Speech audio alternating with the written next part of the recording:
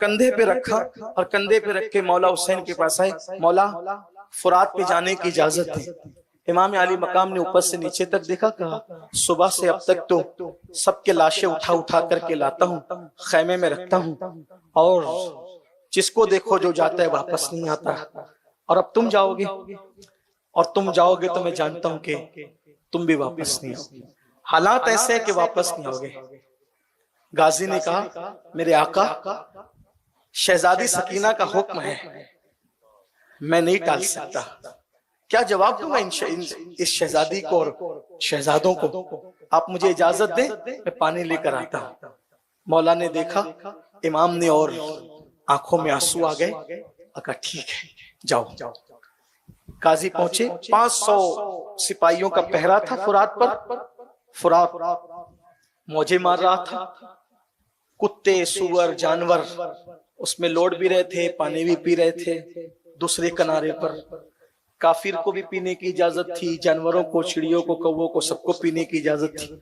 अगर पानी पर पहरा लगा था तो सिर्फ किसके लिए? साकिए कौसर के लालों के। साकिए कौसर, क्या हालात थे। जब दुनिया दिल में बस जाती है तो इंसान कहां पहुंचता है ना। गाजी 500 फौज का पहरा है, एक अकेला गाजी जुल्फिकार हैदरी हाथ में लेकर चलाता है और खैबर की याद ताजा हो जाती है। वो पीछे हटते, फुरात में घोड़े के कदम डालते, नीचे उतरते, पानी भरते, पानी भर के कंधे पे डालते, हाथ में लेते, हाथ में लेकर के सोचा मैं भी पी लूं। पीने की कोशिश करते हैं तो ख्याल आता है नबी के नवासे प्यासे हैं और अब्बास कैसे पी ले। छोड़ दिया, नहीं पिया। घोड़े पे बैठे चले। शिमर ने कहा प्यासे लड़ रहे थे अब तक, इनको ज़ेर नहीं किया गया। अगर एक कतरा भी पानी अहले बैत के खेमे में पहुंच गया, तुम्हारी औरतें बेवा होगी, तुम्हारे बच्चे यतीम होंगे। वापस जाने का तसव्वुर छोड़ देना, और अगर वापस खैर से जाते हो तो पानी मत जाने दो। बस इतनी आवाज निकली जालिम की और टूट पड़े गाजी अब्बास पर। जब चारों तरफ से टूट पड़े तो उन्होंने तलवार चलाई।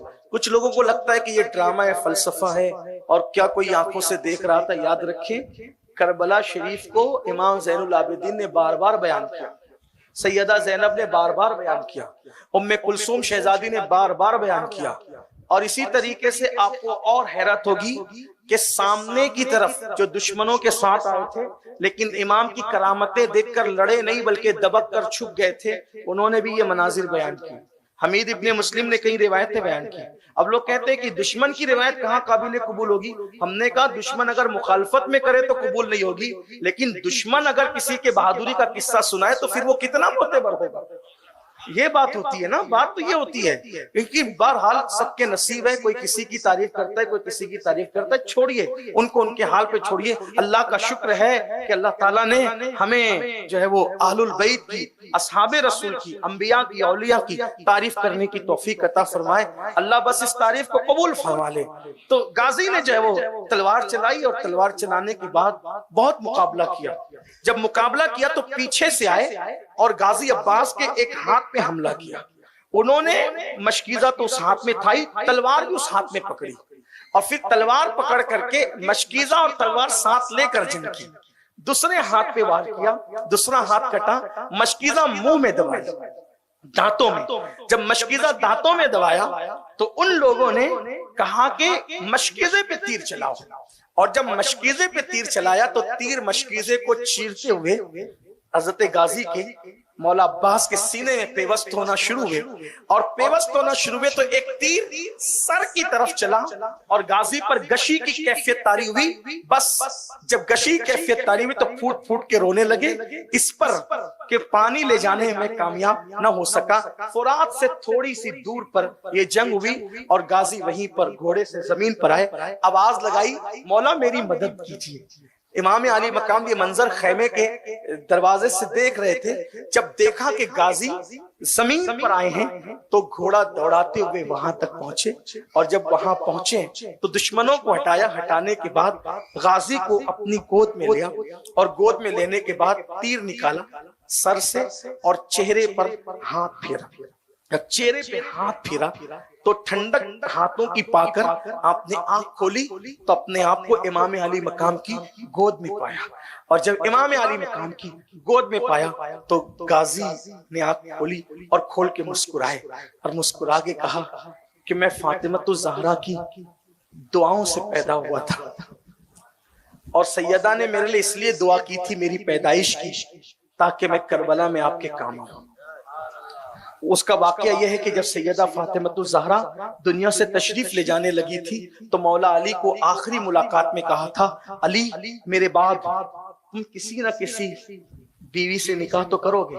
इस रिवायत को सरकार नज़मी ने अपनी किताब में लिखा, जिसका मफ़हूम मैं पेश करता हूँ कि अली मेरे बाद किसी न किसी औरत से तुम निकाह तो करोगे। मेरी मौजूदगी में तुमने निकाह नहीं किया लेकिन मेरे बाद तो करोगे। मौला अली को ख्याल आया कि अगर मैं हाँ कर दूं तो ये जाते जाते दिल को तकलीफ न ले जाए, तो चुप रहे। काली कहो ना, मेरे बाद निकाह तो करोगे लेकिन मेरी वसीयत है जब मेरे बाद निकाह करना तो किसी बहादुर औरत से करना निकाह, बहादुर घराने की बहादुर औरत से निकाह करना। मौला अली ने कहा, सैयदा अब तक तो खूबसूरती और नसब और ये सारी चीजें देखकर निकाह होते, ये अजीब सी शर्त नहीं है कि बहादुर औरत और बहादुर घराने की औरत से निकाह करना, इसका क्या मतलब है? तो तब सैयदा ने कहा, मौला अली से मेरे सरताज, जब मेरा हुसैन करबला में होगा मैं भी ना रहूंगी, आप भी ना रहेंगे, हसन भी ना रहेंगे, बहादुर औरत और बहादुर घराने की औरत से निकाह करोगे तो अल्लाह उसको बेटे देगा और उसके बेटे भी बहादुर होंगे और बहादुर बेटे करबला में मेरे हुसैन की मदद करेंगे।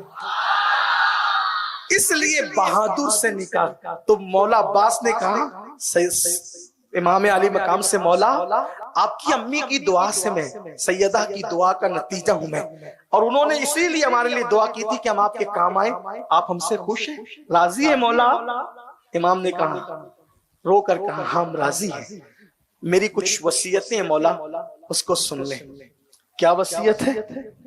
आप जो भी शहीद होता है उसका लाशा आप लेकर जाते खैमे में रखते हैं, लेकिन मेरी वसीयत यह है कि मेरा लाशा आप यहीं छोड़कर जाएंगे, खैमे में मत ले जाना मेरा लाशा। दुश्मन के नरगे में अब्बास में तुम्हें छोड़ के चला जाओ तुम्हारे लाशे को?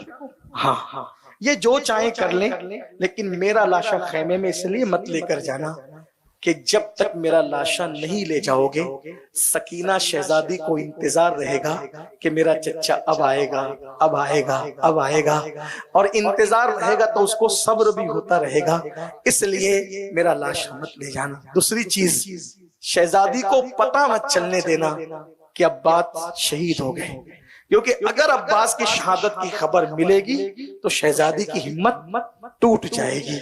बस इतनी मौला मेरी गुजारिश है।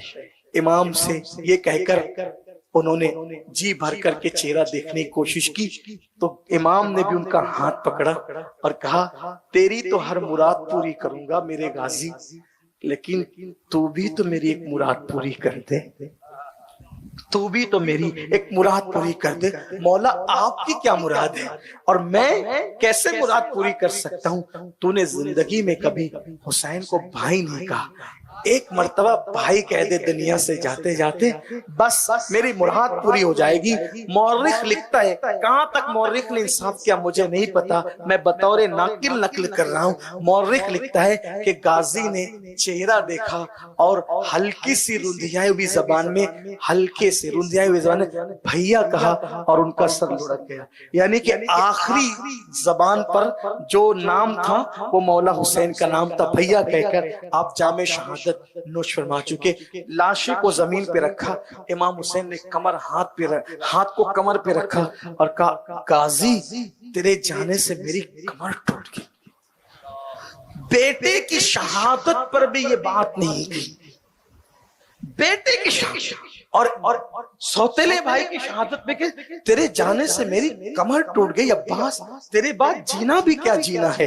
ये थी मोहब्बतें और ये थे। इसीलिए आप देखेंगे कि गाजी अब्बास का जो मजार है वो आपको अलग नजर आएगा, बाकी सब मजारात एक साथ एक कुब्बे में, बाकी अलग नजर आएगा।